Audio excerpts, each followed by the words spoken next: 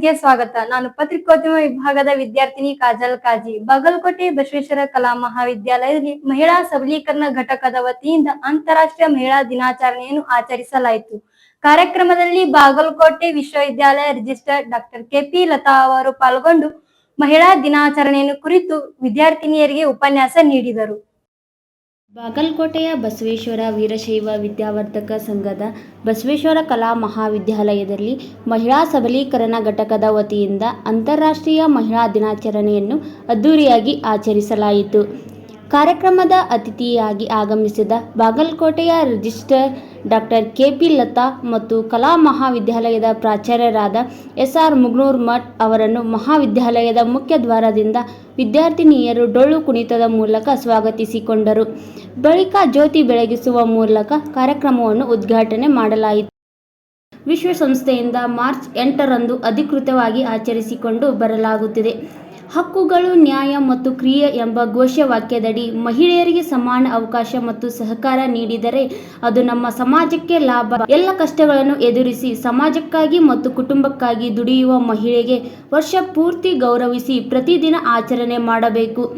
ಇಂದು ಮಹಿಳೆ ಅಬಲೆಯಾಗಿರದೆ ಸಬಲೆಯಾಗಿದ್ದು ಎಲ್ಲದಕ್ಕೂ ಸಶಕ್ತಳಾಗಿದ್ದಾಳೆ ಎಂದರು.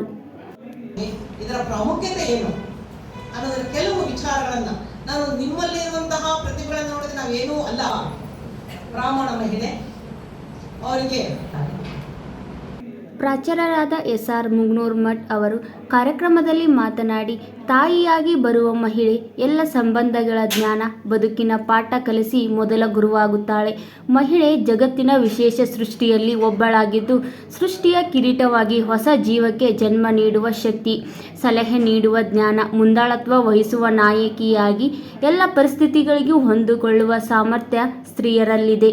ಮಹಿಳೆಯನ್ನು ಶಕ್ತಿ ಸ್ವರೂಪಿಣಿ ಎಂದು ಕರೆಯಲಾಗುತ್ತದೆ ಎಂದರು. ಮನಸ್ಸಿನಲ್ಲಿ ಆಗ್ತಕ್ಕಂಥ ತುಮಲವನ್ನು ಗುರುತಿಸಬಲ್ಲಳು, ಮನಸ್ಸಿನಲ್ಲಿ ಆದ ಖಿನ್ನತೆಯನ್ನು ಗುರುತಿಸಬಲ್ಲಳು. ಬೇರೆ ಅವರಲ್ಲಿ, ನಮ್ಮಲ್ಲಿ ಅಲ್ಲ. ಕಾರ್ಯಕ್ರಮದಲ್ಲಿ ವಿದ್ಯಾರ್ಥಿನಿಯರು ಮಹಿಳಾ ಸಾಧಕರಾದ ವೇಷಭೂಷಣಗಳನ್ನು ಪ್ರದರ್ಶನ ಮಾಡಿದರು. ವರದಿಗಾರ ಕಿತ್ತೂರು ರಾಣಿ ಚೆನ್ನಮ್ಮ, ಸುಧಾಮೂರ್ತಿ, ಸಾಲುಮರದ ತಿಮ್ಮಕ್ಕ, ಒನಕೆ ಓಬವ್ವ ಸೇರಿದಂತೆ ವಿವಿಧ ವೇಷಭೂಷಣಗಳು ಗಮನ ಸೆಳೆದವು.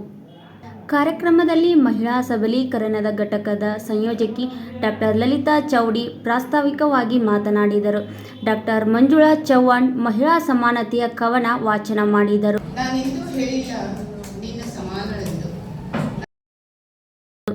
IQAC ಘಟಕದ ಸಂಯೋಜಕರಾದ ಡಾಕ್ಟರ್ ಎ.ಯು. ರಾಠೋಡ್ ಉಪಸ್ಥಿತರಿದ್ದರು.